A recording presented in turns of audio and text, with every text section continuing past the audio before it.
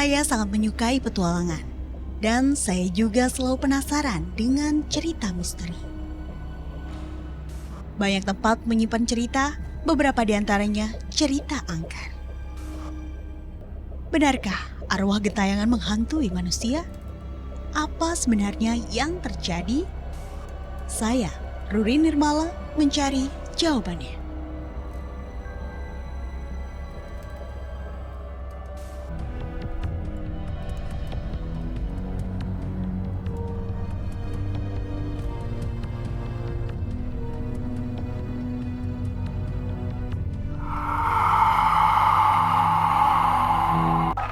Dia waktu itu lagi istirahat.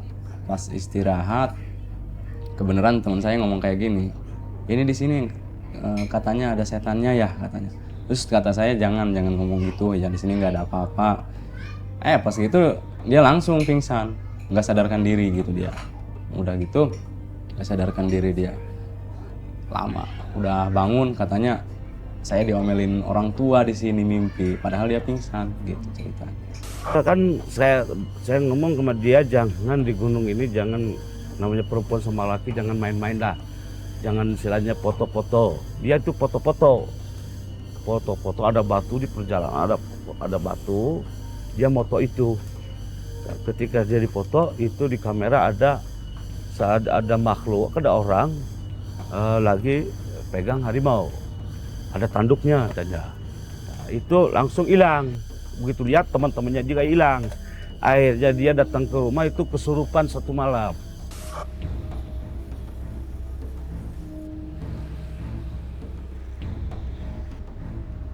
Banten, sebuah provinsi di Pulau Jawa. Wilayahnya berbatasan dengan Provinsi DKI Jakarta dan Jawa Barat di sebelah timur, dan penghubung Pulau Sumatera dan Jawa.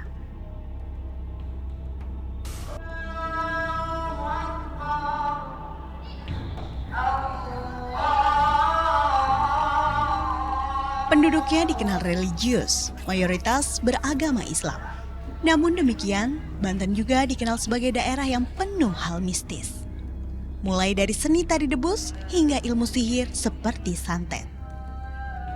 Debus merupakan kesenian bela diri dari Banten yang mempertunjukkan kemampuan manusia yang luar biasa, seperti kebal senjata dan juga air keras. Hebatnya, aksi yang dipertontonkan sang penari seakan tak menyebabkan rasa sakit sama sekali.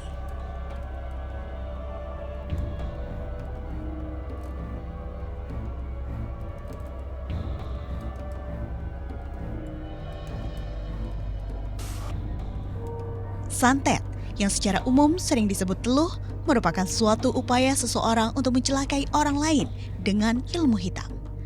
Media yang digunakan bermacam-macam, mulai dari rambut, foto, dan boneka kecil berbentuk manusia. Sang korban dipercaya akan mendapatkan tubuhnya dipenuhi benda-benda seperti jarum, silet, dan paku yang menyebabkan rasa sakit luar biasa, bahkan menyebabkan kematian.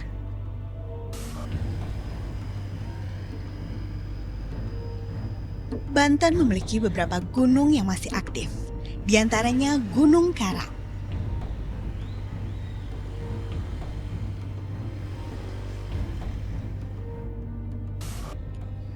Terletak di Kabupaten Pandeglang, 20 km sebelah selatan Kota Serang. Tidak ada sejarah letusan yang bisa ditemukan. Namun data arkeologis memasukkan Gunung Karang sebagai gunung stratovolcano yang memiliki potensi meletus.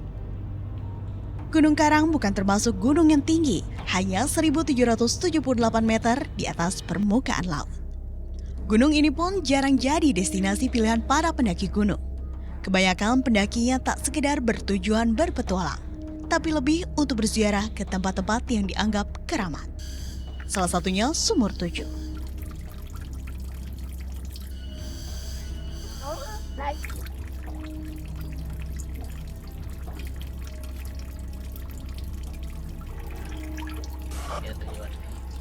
Sumur Tujuh memiliki sejumlah mata air di puncak Gunung Karang yang dipercaya warga berkhasiat mengobati segala penyakit dan memperlancar keinginan orang yang mandi dan minum airnya.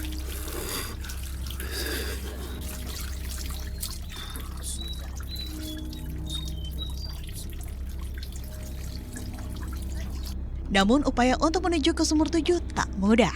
Harus melewati berbagai medan menanjak yang sulit didaki. Menurut mitos, tak semua orang bisa mendapatkan airnya. Hanya orang dengan keinginan baik dan hati yang bersih yang dapat menggunakan air Sumur Tujuh. Waktu naik ke gunung mau ke Sumur Tujuh mau mandi, saya juga sama teman-teman. Pas airnya banyak ya di sana, airnya banyak. Sampai 100 lebih pun dia nggak habis-habis. Pas ada satu orang, nggak tahu orang mana pun juga ya. Pas mau mandi airnya hilang, nggak tahu kemana. Pas dia mau mandi, terpaksa dia pakai mandi lumpur, ada lumpurnya itu. Pas giliran ada lagi yang mau mandi, airnya ada, nggak habis.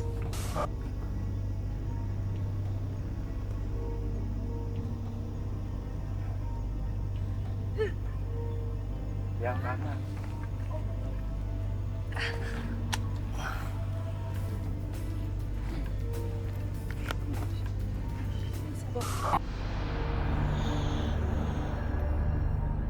Gunung Karang bisa dibilang masih perawan. Keberadaannya yang jarang tersentuh para pendaki membuat gunung ini terlihat misterius. Benarkah Gunung Karang angker?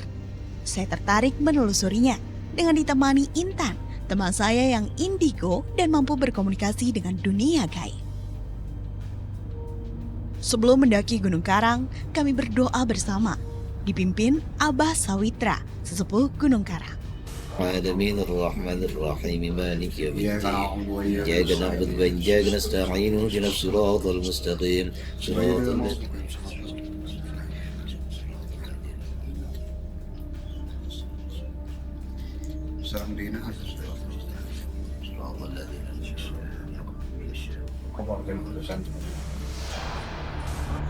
Kami memulai pendakian dari Desa Pasir Angin, desa terakhir di kaki Gunung Karang. Perkiraan waktu tempuh 4 hingga 5 jam. Nantinya turut bergabung dengan kami, teman-teman pendaki yang juga kru dari program Angker Banget Antv. Ternyata baru di kaki Gunung Karang, saya sudah menemukan mata air yang menyegarkan. Tak ada salahnya sedikit membasuh wajah dengan airnya sebelum melanjutkan perjalanan.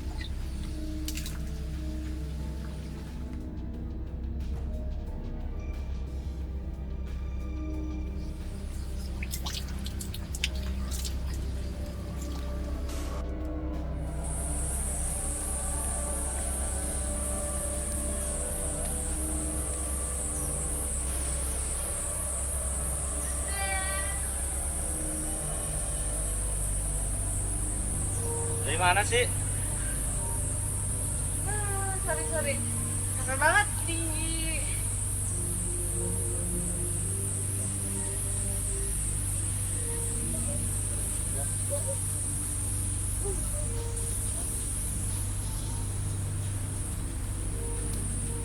Masuk ya. Seli, ayo.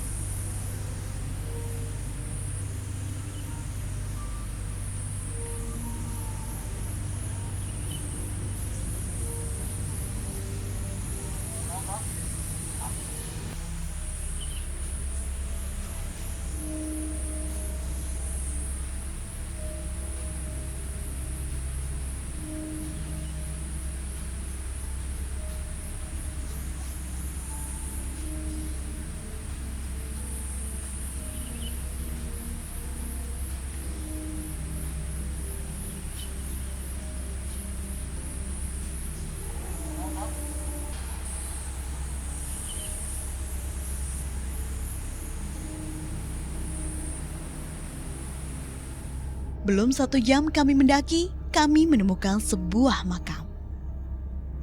Ada terjadi المغفرة والخوف يا الله بكرامته وبركاته آمين. وإلى حضرة الجميع المسلمين وإلى حضرة الجميع الأولياء.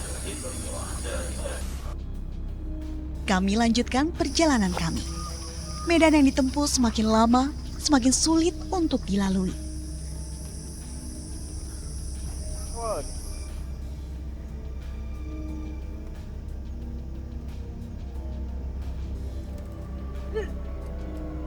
Yang kanan.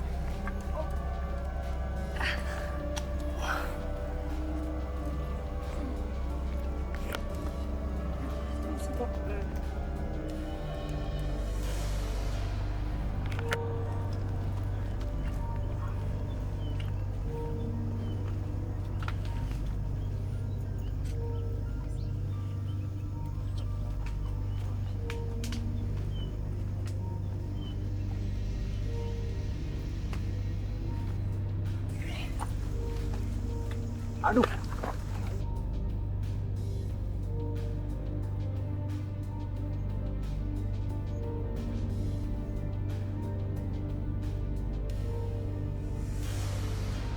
Akhirnya saya sampai di puncak Gunung Karang. Namun saya terpisah dari teman-teman. Saya sampai puncak lebih dulu sebelum hari gelap. Yang lainnya masih tertinggal di belakang.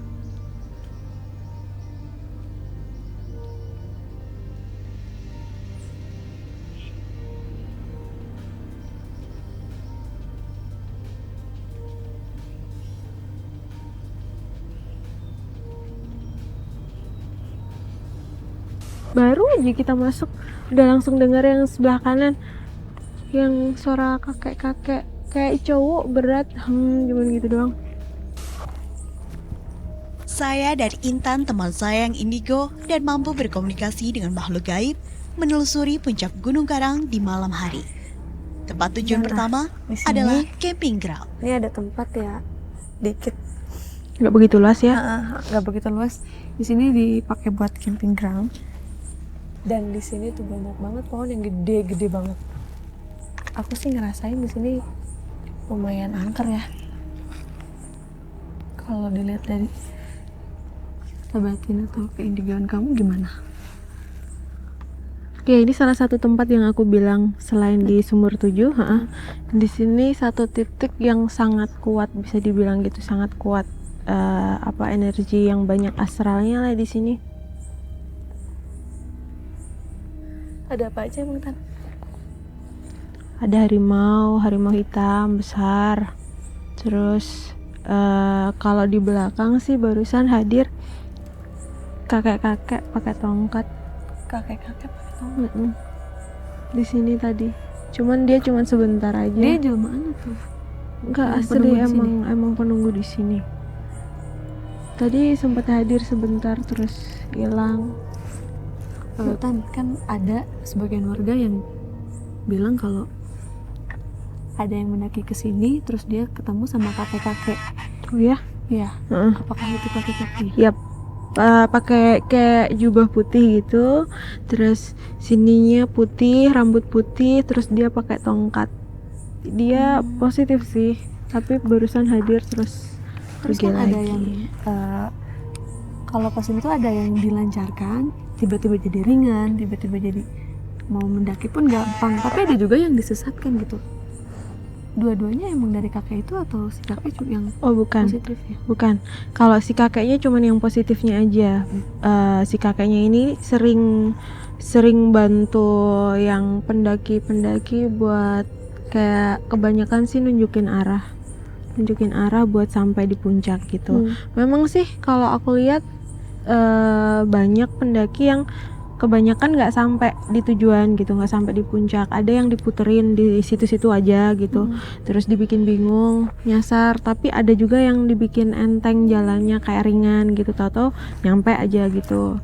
Kalau yang positif sih kakek itu, tapi kalau yang kayak nyasar gitu tuh dari astral yang lainnya. Kamu tahu nggak penyebabnya kenapa sampai diputerin kayak gitu? Yap, itu semua tergantung dari niatnya Kita. orangnya itu sih. Kalau niatnya nggak macem-macem, mereka menghargai semua makhluk yang ada di sini. Paling nggak salam lah, di setiap tempat kan ada.